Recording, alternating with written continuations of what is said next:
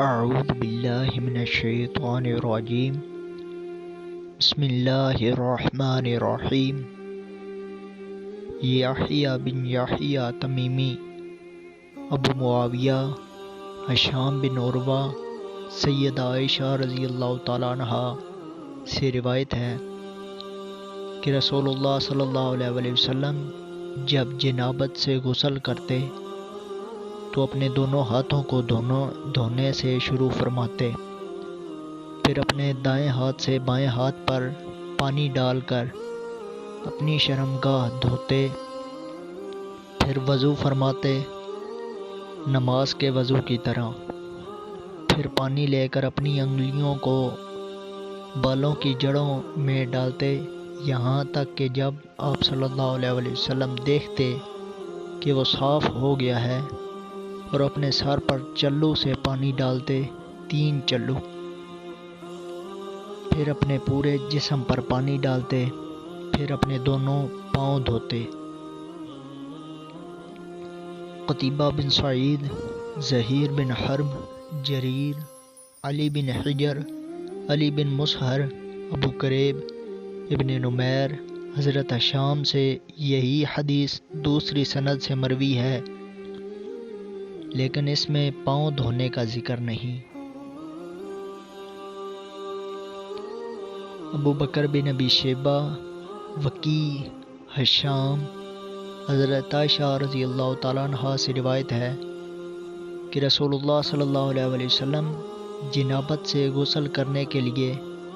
اپنی ہتھیلیوں کو دھونے سے ابتدا فرماتے۔ باقی حدیث پہلی حدیث کی طرح ہے، لیکن اس میں پاؤں دھونے کا ذکر نہیں۔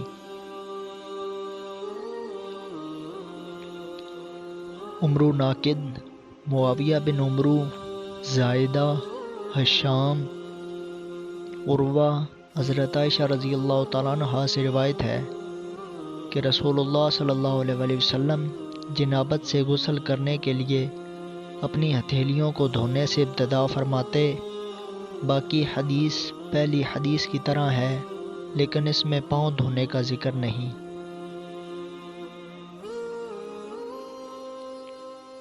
علی بن حجر سعدی، عیسیٰ بن یونس، اعمش، سالم بن ابی جعد، کریب ابن عباس، حضرت عائشہ رضی اللہ تعالیٰ عنہا سے روایت ہے کہ رسول اللہ صلی اللہ علیہ وسلم جب جنابت سے غسل فرماتے تو اپنے ہاتھوں کو دھونے سے شروع فرماتے، اپنے ہاتھ کو برتن میں داخل کرنے سے پہلے، پھر نماز کے وضو کی طرح وضو فرماتے۔ حضرت ابن عباس اپنی خالہ حضرت میمونہ سے روایت کرتے ہیں، وہ فرماتی ہیں کہ میں جنابت سے غسل کے لیے پانی آپ صلی اللہ علیہ وسلم کے پاس رکھ دیتی۔ آپ صلی اللہ علیہ وسلم نے اپنے دونوں ہاتھوں کو 2 یا 3 مرتبہ دھویا، پھر برتن میں اپنا ہاتھ داخل کیا، پھر اپنے ہاتھ سے اپنی شرمگاہ پر پانی ڈالا اور اس کو بائیں ہاتھ سے دھویا، پھر اپنے بائیں ہاتھ کو زمین پر خوب رگڑ کر صاف کیا، پھر آپ صلی اللہ علیہ وسلم نے نماز کے وضو کی طرح وضو فرمایا، پھر ہتھیلی بھر کر 3 مرتبہ اپنے سر پر پانی ڈالا، پھر اپنے سارے جسم کو دھویا، پھر میں رومال لے آئی جو آپ صلی اللہ علیہ وسلم نے واپس فرما دیا۔ محمد بن صباح، ابو بکر بن ابی شیبہ، ابو کریب، اشج، اسحاق، وکیع، یحییٰ بن یحییٰ، ابو کریب، ابو معاویہ، اعمش، حضرت وکیع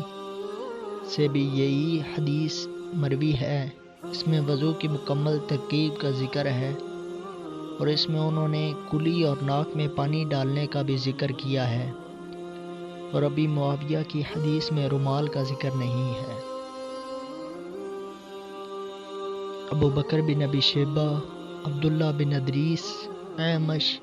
سالم، کریب ابن عباس،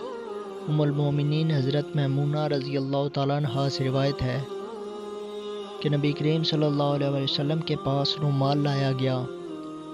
لیکن آپ صلی اللہ علیہ وسلم نے اسے نہیں چھوا اور بدن سے پانی کو ہاتھوں سے جھاڑتے رہے۔ محمد بن مسنہ، ابو عاصم، حنظلہ بن ابی سفیان، قاسم، حضرت عائشہ رضی اللہ تعالیٰ عنہ سے روایت ہے کہ رسول اللہ صلی اللہ علیہ وسلم جب جنابت سے غسل فرماتے تو دودھ دونے کی طرح کا کوئی برتن منگواتے، پھر ہاتھ سے پانی لے کر سر کی دائیں جانب سے شروع کرتے، پھر بائیں جانب دھوتے، پھر آپ صلی اللہ علیہ وسلم دونوں ہاتھوں میں پانی لے کر سر پر ڈالتے۔ وما علینا الا البلاغ المبین۔